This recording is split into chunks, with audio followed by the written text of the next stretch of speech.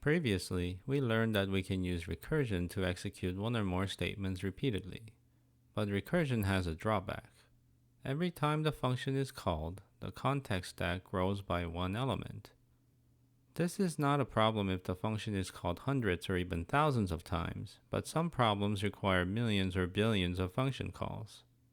And while recursion is perfect for problems that can be described in terms of smaller versions of the same problem, some problems are difficult to formulate recursively.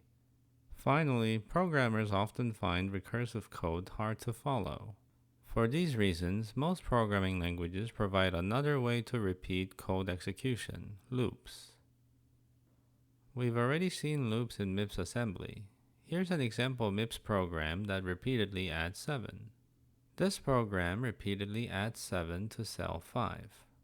It also adds 1 to cell 4 until the value in cell 4 is equal to the value in cell 3.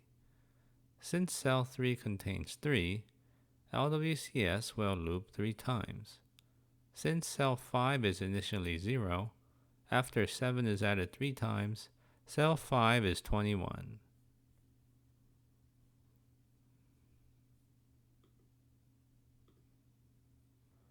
Next, let's study loops in Python.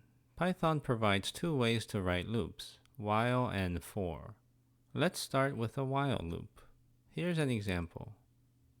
As with the if statement, the while loop consists of the while statement and the while test expression. As with the if statement, the while loop consists of the while statement and while loop body. The while statement starts with the word while, followed by a space, the test expression, and a colon. In this example, the test expression is c is less than 3.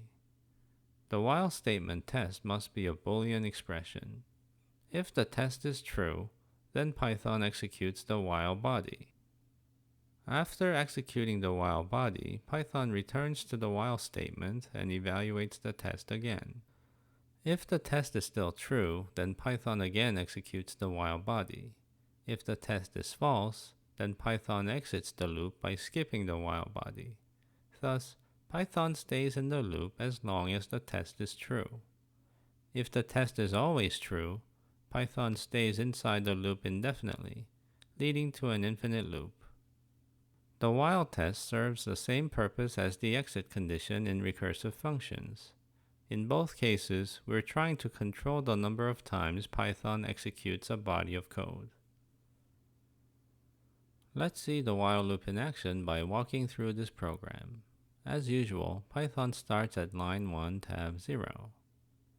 Python is going to store 0 in variable c and move on to the next line. Line 2 is the while statement. Python first evaluates the while statement test, which is c is less than 3. C is 0, so the test becomes 0 is less than 3, which is true. Thus, Python enters the while body by incrementing both current line and current tab by 1.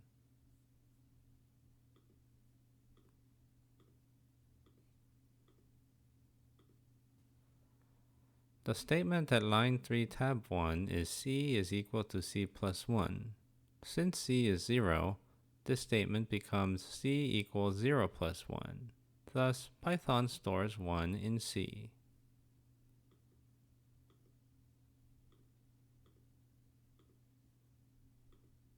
Python then moves on to line 4 tab 1. This is the end of the program, which means that the while loop body has also ended. Thus, Python jumps back to the while statement at line 2 tab 0. Python evaluates the while test again. Since c is now 1, the test becomes 1 is less than 3. The test is again true, so Python enters the while body again.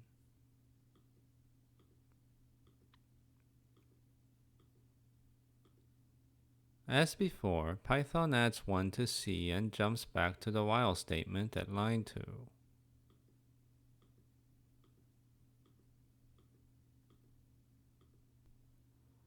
Then Python evaluates the test again. Since c is now 2, the test becomes 2 is less than 3. The test is still true, so Python enters the while body again.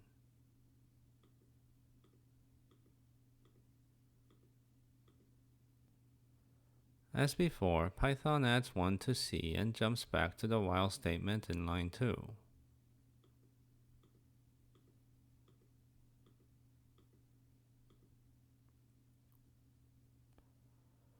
Then Python evaluates the test again.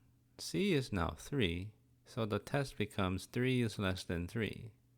This is false, so Python skips the while body by incrementing the line number but leaving the tab the same.